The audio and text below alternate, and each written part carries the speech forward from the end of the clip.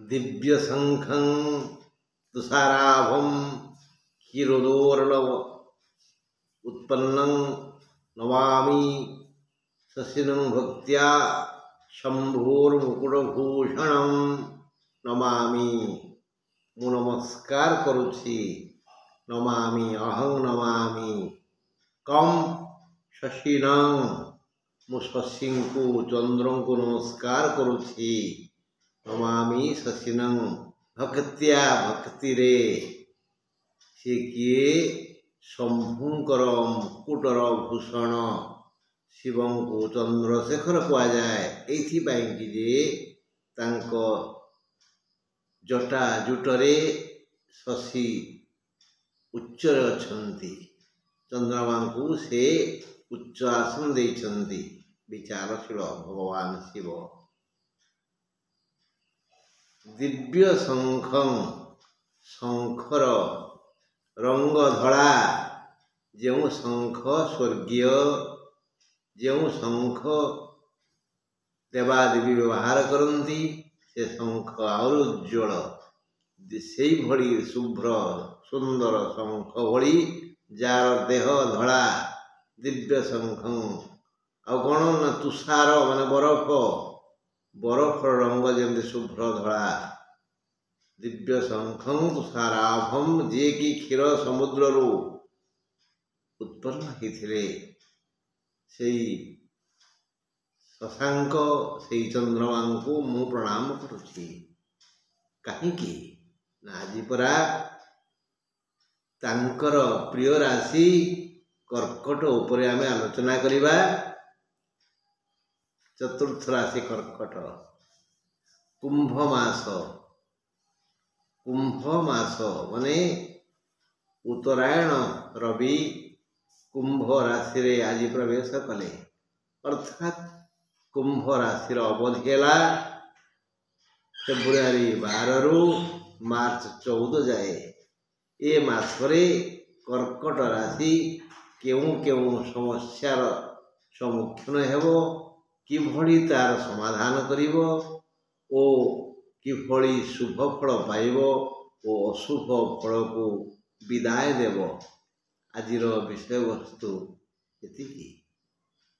हाँ बंधु ग्रहराज बृहस्पति को खोजा से वृषरे थिले वक्र वक्र शुभ ग्रह वक्र हेले अनेक भल फल दियंती से रोहिणी नक्षत्र रे रोहिणी नक्षत्र चंद्रंकर प्रिय चंद्र बृहस्पति बंधु एणु बृहस्पति अनुकूल मनोभाव पोषण कले सुतरां ए मासरे से धन और सुख उभय देवे प्रबल धनागम हम आउ अतीतर समस्त दुख प्राय दूरे जीव। अष्टम बुद्ध तांकु ये काम रे सहयोग करिवे। तृतीय केतु भी यथेष्ट धन देवे। गोटे सूत्र रे जे जदि आपणक मूल जातक रे तृतीय रे केतु थिवे अष्टम रे बुद्ध थिवे ओ वृषरे रोहिणी नक्षत्र रे बृहस्पति थिवे तेवे आपण ए मासरे ऋणमुक्त हेबे।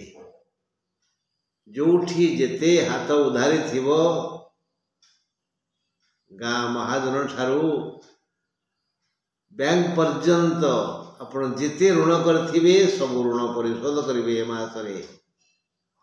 काहींकि अष्टम शनि जदिओ स्वास्थ्य प्रति अशुभ कामना करती जेणु से यात्री तेणु से पुनर्वसु पुष्या अश्लेष पुनर्वसु पुष्या अश्लेषा 7, 8, 9 ये 3 नक्षत्र को यथेष्ट धन देवे।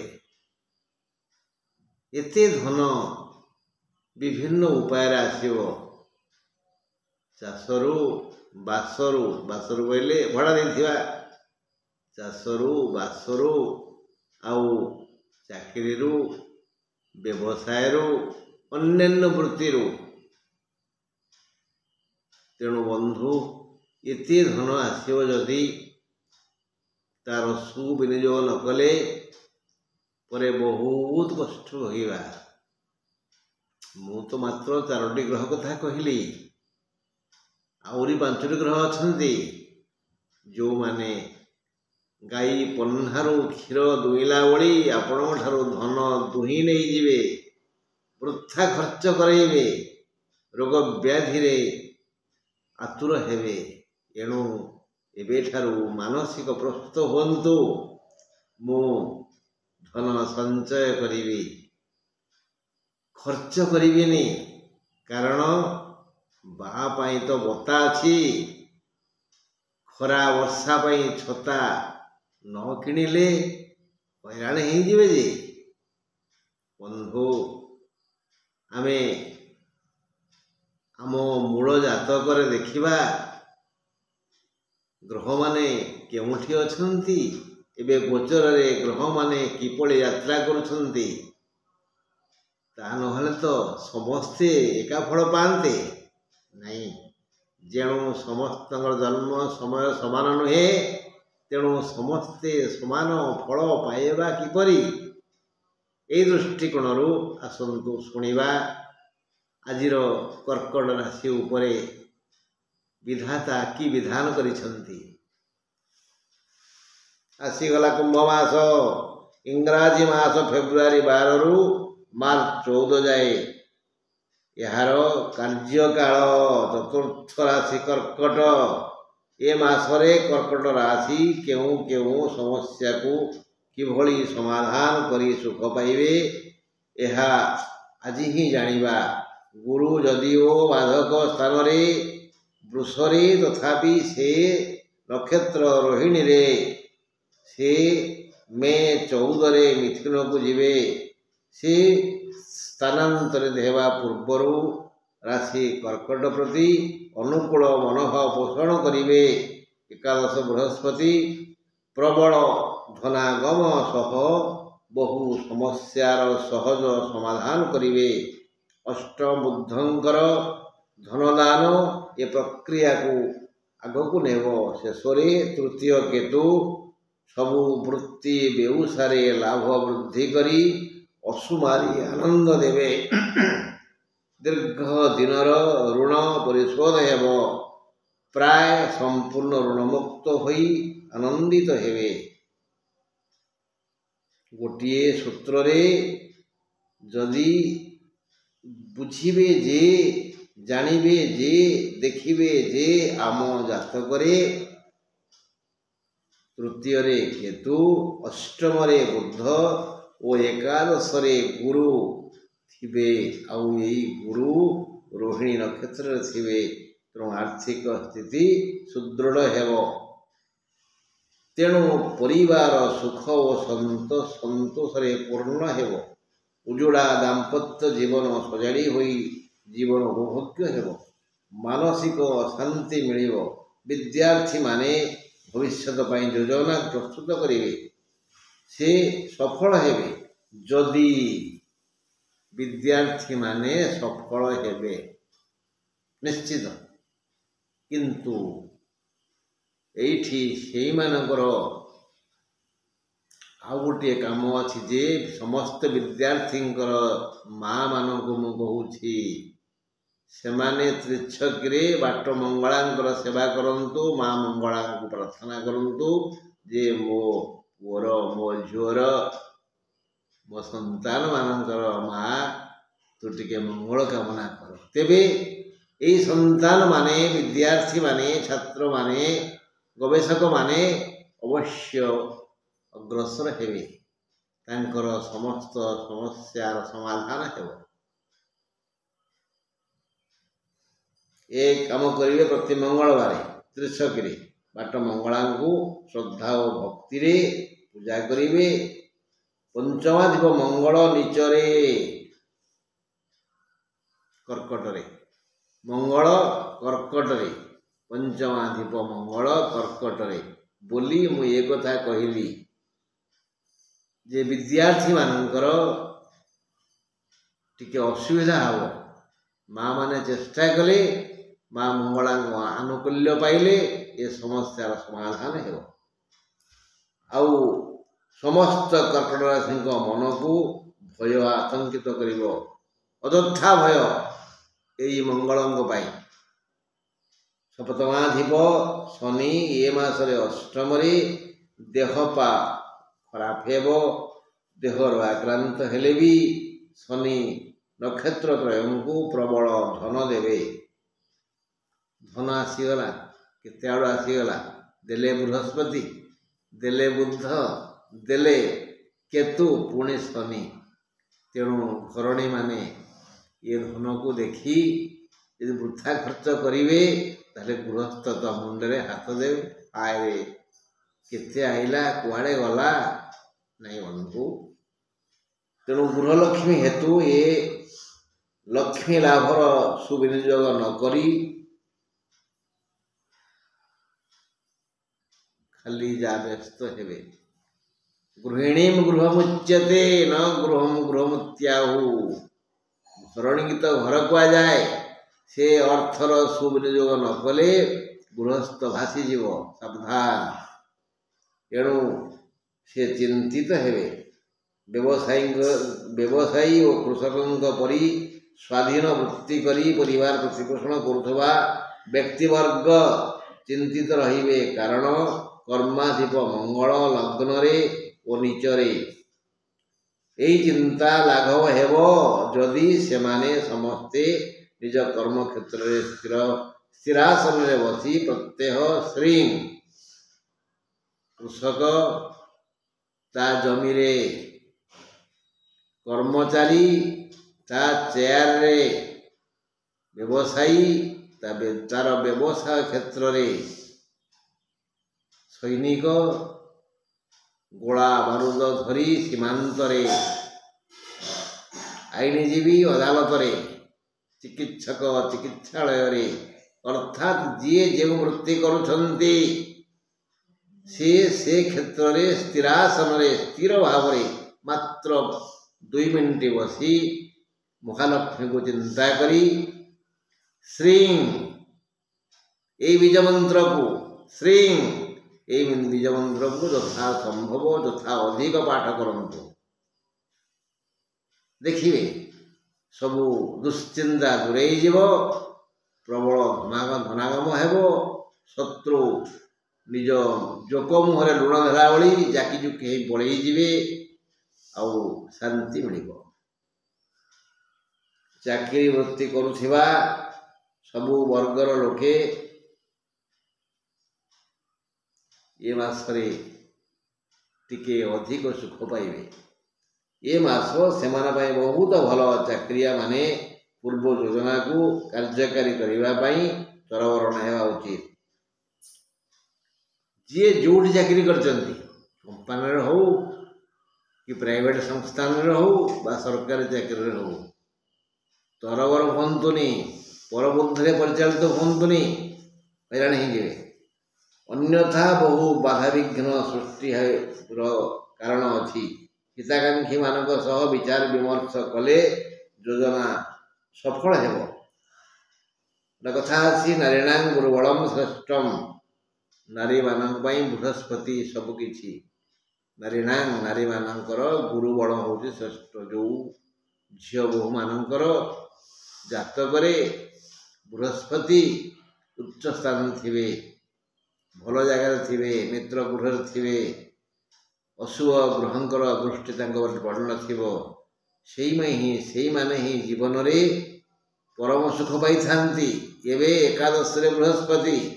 ତେଣୁ ବିବାହ ଯୋଗ୍ୟା ସମସ୍ତ ଯୁବ ଶ୍ରେଣୀର ଏଇ ଯୁବତୀମାନେ ସେମାନଙ୍କର ମନ ଲାଖି ବର ପାଇବେ। ଗୋଟିଏ ସର୍ତ୍ତରେ, ଯଦି ସେମାନେ ପ୍ରତି ଗୁରୁବାର ଦେହରେ ହଳଦୀ ଲଗାଇ ଗାଧେଇବେ, ହଳଦିଆ ଅନ୍ନ ଖାଇବେ, ହଳଦିଆ ବସ୍ତ୍ର ପିନ୍ଧିବେ, ଓಂ ବୃହସ୍ପତେ ନମଃ ଏ ମନ୍ତ୍ରକୁ ନିରନ୍ତର ଜପିବେ, ତେବେ ସେମାନଙ୍କୁ ସେମାନଙ୍କର ମନ ଲାଖି ଜୀବନସାଥୀ ଅବଶ୍ୟ ମିଳିବ।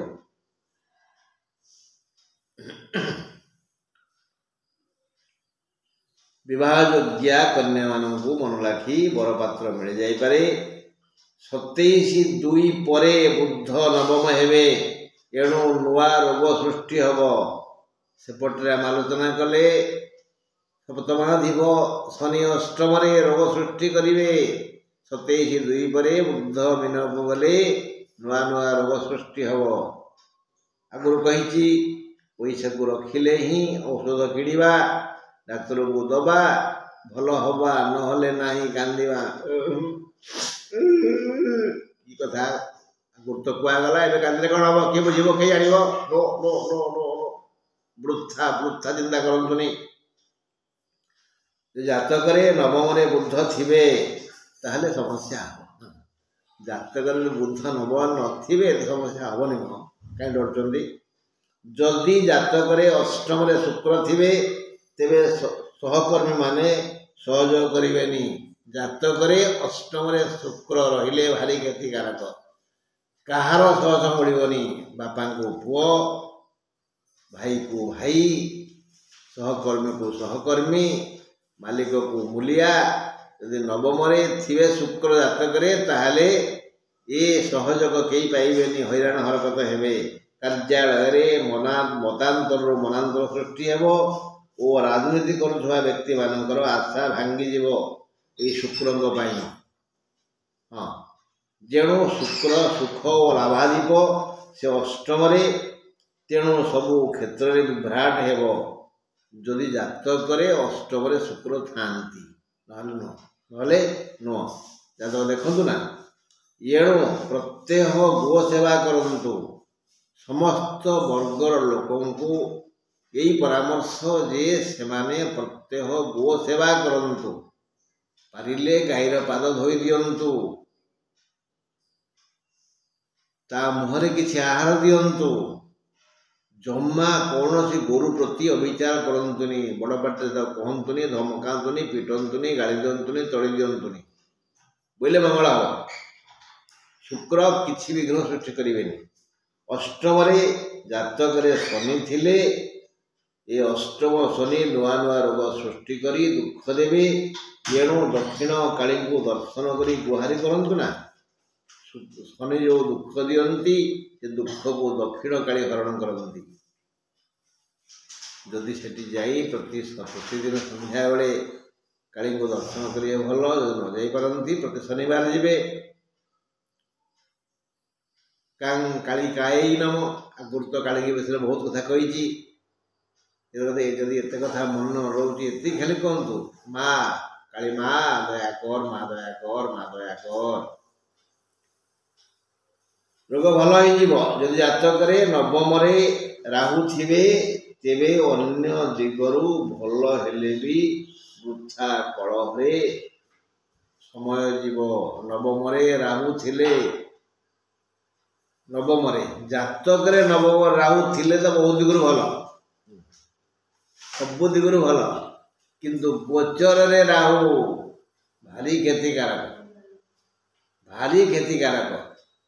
ଶତ୍ରୁ ବୃଦ୍ଧି କରିବେ, ରୋଗ ବୃଦ୍ଧି କରିବେ, ପ୍ରିୟ ଲୋକଙ୍କୁ ଦୂରେଇ ଦେବେ।